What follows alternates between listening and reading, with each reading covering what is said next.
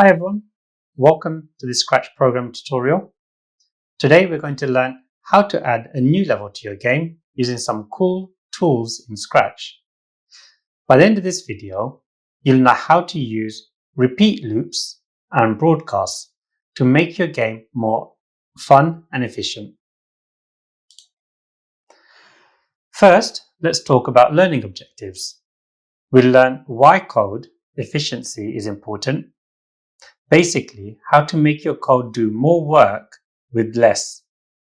We'll also explore repeat loops, which let you automate commands.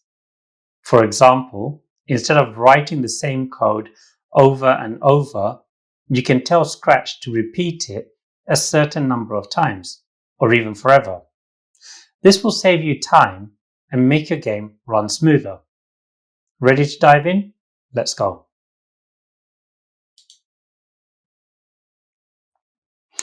Now let's talk about procedures, which in Scratch are called broadcasts.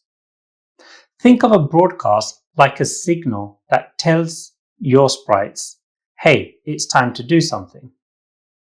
For example, imagine you're coding a dance routine. Instead of writing out every single step, like left foot forward, left foot back, right foot forward, clap, you can group all those steps into a broadcast called dance. Then, whenever you send that broadcast, your sprite will do the whole dance routine automatically. It's like pressing a single button to make something cool happen. It's pretty cool, right?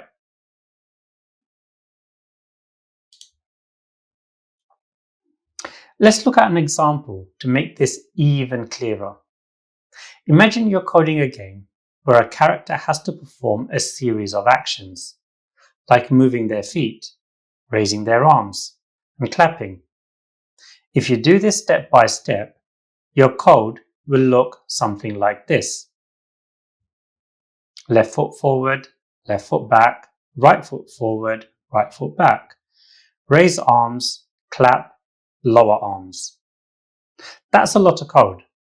But if you use a broadcast, you can group these actions into one block called dance. Now, whenever you send the dance broadcast, your character will do all those steps automatically. This makes your code shorter, easier to read, and way more efficient.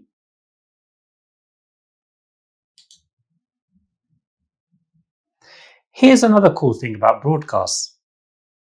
They can make two things happen at the same time. This is called concurrent events. For example, let's say you want your character to start dancing and change the background music at the same time. You can use a broadcast to trigger both actions simultaneously. When the broadcast is sent, the dance routine starts and the music changes all at once. This is super useful for creating smooth transitions in your game, like moving to a new level or starting a special event. Now it's your turn to try this out. Let's add a broadcast to your game. Here are some fun ideas on how you can use broadcasts.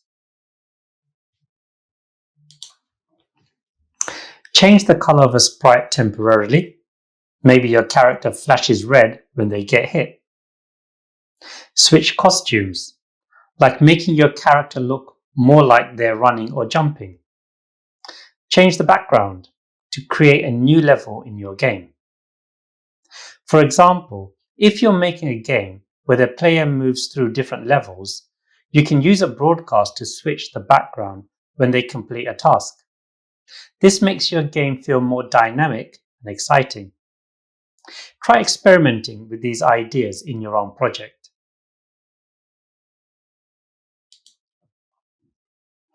If you're not sure how to use broadcasts, don't worry. You can get inspiration from other games in the Scratch library. Just type broadcast into the search box and click see inside to look at the code.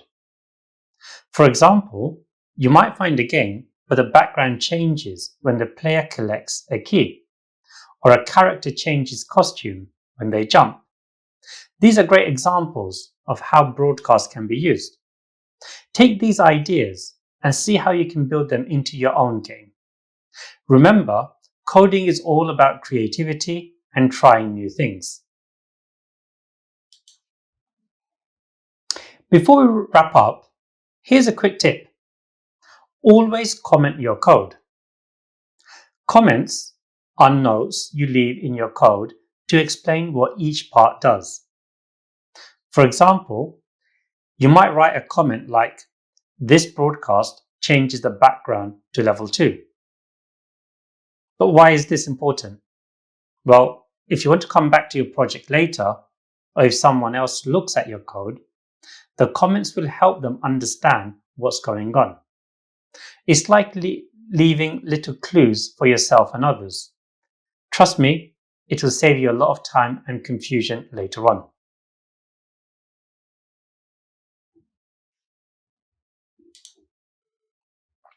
Right, let's do a quick recap. Today we learned how to use broadcasts and repeat loops to make your Scratch games more efficient and fun. We saw how broadcasts can group actions together, trigger multiple events at the same time, and even help you create new levels in your game.